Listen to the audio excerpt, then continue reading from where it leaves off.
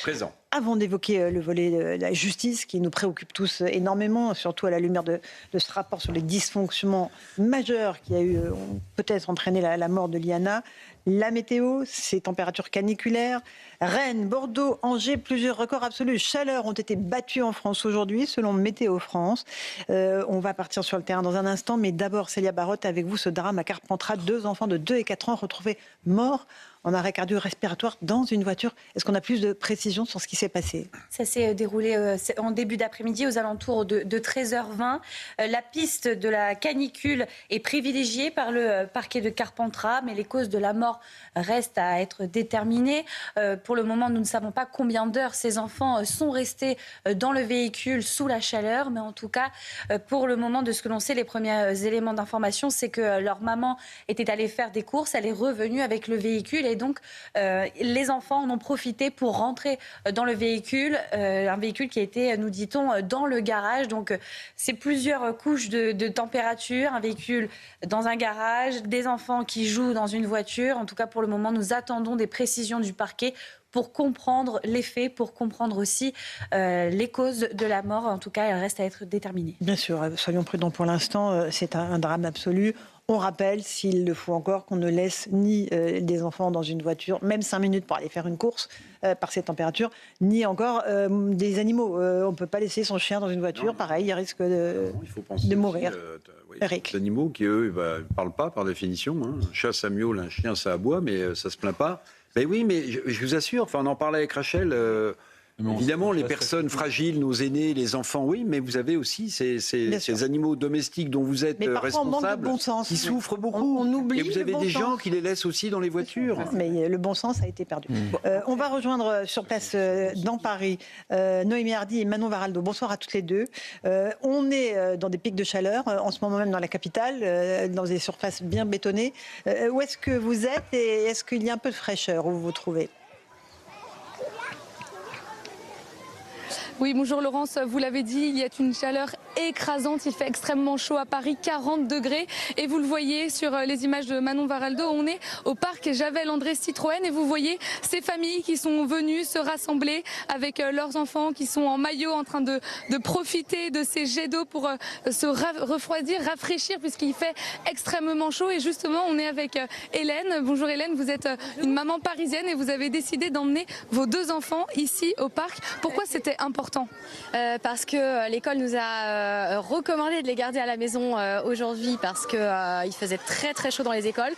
Aujourd'hui, effectivement, on était en mesure de les garder et du coup pour leur faire plaisir et vraiment les rafraîchir, on les a emmenés jouer à des jets d'eau, sur des jeux d'eau, et également parce que dans les appartements parisiens, ça commence à être un peu compliqué, à la fois le jour, à la fois la nuit, même en fermant les volets. Et voilà, donc là ils sont super bien, ils sont au frais et tout se passe bien.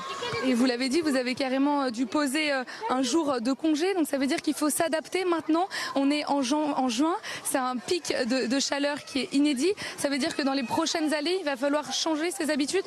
Oui, effectivement, je pense qu'il va falloir que les écoles s'adaptent, peut-être s'équipent de systèmes de clim, de volets qu'on ferme. Je sais pas, j'en ai aucune idée, je suis pas ingénieure de ça, mais il va falloir s'adapter parce qu'on n'a jamais connu des chaleurs aussi tôt dans l'année. Et normalement, c'était plutôt au mois d'août, ce genre de chaleur. Et qu'est-ce que ça dit ? Est-ce que ça fait peur, ces fortes chaleurs ? On voit Corentin, votre enfant, qui est très heureux et qui profite. Il est au top. Il est au top, là, au top de sa forme, dans les jets d'eau, tout va bien. Bon, parfait. Merci beaucoup, Hélène, d'avoir répondu à nos questions. Vous voyez, Laurence, on en parle ici avec légèreté, mais attention, la canicule n'est pas à prendre à la légère. Il y a de vrais risques. Il faut, on l'a dit et on le redit, continuer de s'hydrater, et ce jusqu'à vendredi, puisque le pic de la canicule se poursuit cette semaine. Merci beaucoup Noémie Hardy, Manon Varaldo, vous avez raison, depuis le parc André Citroën dans le 15e. On s'hydrate, Gauthier Lebret, on fait attention évidemment à ce qu'on laisse dans les voitures, on laisse personne dans les voitures. Et on relance le débat sur l'habitat, effectivement, la construction, les constructions modernes, ce sont des passoires thermiques, on brûle en été, on gèle en hiver. Et la climatisation aussi, c'est devenu un vrai sujet politique aujourd'hui. Alors il y a plusieurs choses. Effectivement, la clim, quand on voit désormais que quasiment tous les magasins de vêtements sont climatisés, mais que les EHPAD ne le sont pas où il y a nos aînés. Imaginez la chaleur qu'il fait dans certaines chambres d'EHPAD quand on a entre 85 et 90 ans. Les hôpitaux ne le sont pas. Pour mettre des couvertures de survie sur les fenêtres. Bien sûr. Pour se protéger. Pour avoir été dans une maternité il y a un an, je me souviens très bien, il y avait zéro clim, zéro manière de se rafraîchir. Donc vous devez aller chercher des ventilateurs. Vous avez un nouveau-né qui est déjà en train de fondre. Ensuite, évidemment, donc EHPAD, hôpitaux et transports en commun. Et écoles. Et évidemment, et les écoles où vous avez parfois des températures 35-40 degrés. C'est impossible de donner cours et c'est impossible de suivre sa leçon. Ça, c'est pour la clim. Et d'ailleurs, celui qui a fait ça, on était tout à l'heure avec un représentant du SNALC, donc, qui représente les enseignants. Il citait une ville en exemple, Nice. Et c'est Éric Ciotti qui a fait ça dès qu'il est arrivé. Alors ça prend du temps, ça a commencé petit à petit. Il a fait un grand plan donc d'économie pour payer ce plan de climatisation à grande échelle. Chaque classe niçoise sera, in fine, à la fin de ce plan, climatisée. Et il a évidemment 100% raison, parce qu'il faut quand même dire les choses. Évidemment, tous ces bâtiments, toutes ces écoles, ces EHPAD, ces hôpitaux ont été construits à une époque où on n'avait pas des phénomènes de canicule répétés et aussi longs. Là, on va être sur 2 semaines de canicule. Et puis enfin... Et on construisait des choses qui n'étaient pas vraiment adaptées aux normes aussi. Oui, voilà. Mais c'était quand même une autre époque. Mais sur l'abandon dans un véhicule d'un animal ou pire d'un enfant. Et le drame de Carpentras.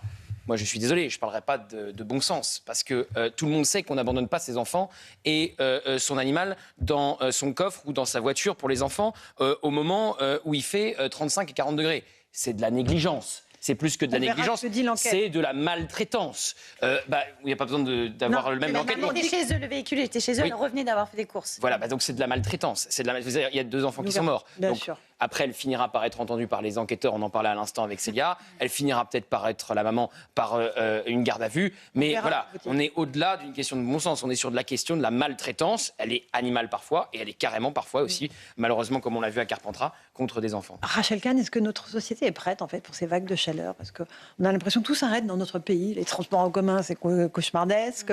Les entreprises doivent s'adapter. On va la maman a posé un jour de repos parce que l'école leur rend leurs enfants en disant ils ont 40 degrés dans la classe, vous le prenez. Je le reprends. Il va falloir s'adapter. Hein. Mais à chaque fois, depuis 1976, on dit qu'il va falloir s'adapter. J'ai l'impression qu'on est dans une société du constat. On fait cocorico à Versailles, etc.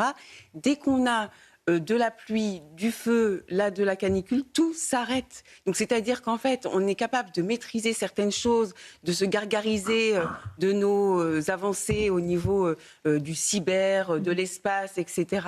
Mais incapable, et ça nous rend assez humbles en fait. C'est qu'au simple fait que voilà, on va avoir ces 15 jours de cette température-là, eh bien, on est obligé parce que nous n'avons pas prévu. Or, gouverner, c'est prévoir. Et malheureusement, on est un petit peu la risée de beaucoup de pays aujourd'hui. Oui, on peut dire ça comme ça. Eric, on a un retard fou sur le logement, l'habitat, sur... le refroidissement on a un retard sur logements. tout. Alors moi, je ne vais pas remonter à 1976, mais à 2003, cette canicule qui avait quand même condamné 15 000 de nos aînés, qui étaient morts. La plupart, c'était des personnes âgées. Qu'est-ce qu'on a mis en place de structurel depuis? Pas grand-chose. Alors, il y a eu cette annonce de Madame Tondelier qui propose un congé climatique, vous avez vu, de 5 jours. D'abord, si c'est payé par l'État, je rappelle que la Sécu, c'est 21 milliards de déficit et 150 milliards d'euros de dette. Puis 5 jours de congé climatique. Mais alors, si la canicule dure 15 jours, comme vient de le rappeler Gauthier Lebret, donc après, elle propose de les mettre au chômage partiel. Et alors, quand il fait froid, est-ce qu'il y aura un congé climatique froid? Quand on a des inondations, comme le rappelait tout à l'heure le colonel de la sécurité civile, est-ce qu'il faudrait un congé inondation?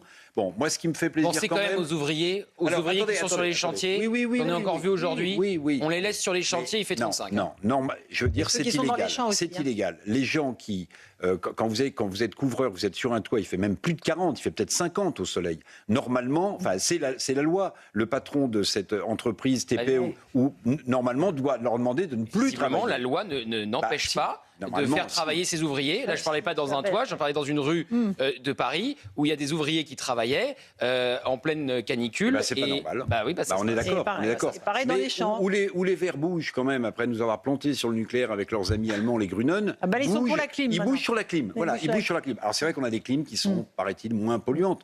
La bonne vieille pompe à chaleur, là, le président de la République, dans un discours, avait vanté la création d'une filière de pompe à chaleur en France. La pompe à chaleur réversible, vous faites de la chaleur l'hiver et du froid l'été. Donc ça, c'est peut-être... voilà, développons, réindustrialisons en développant cette fameuse filière de pompe à chaleur. Alors, dernier mot, Louis Dragnel, là-dessus, et on avance. Non, mais moi, je trouve qu'on en fait tout un... Non, mais en fait, il faut simplement se donner les moyens, il faut savoir vivre avec tout ça. Ça coûtera beaucoup plus cher de donner un congé pour éviter de travailler quand il fait chaud. Il vaut mieux que tout soit climatisé dans le pays.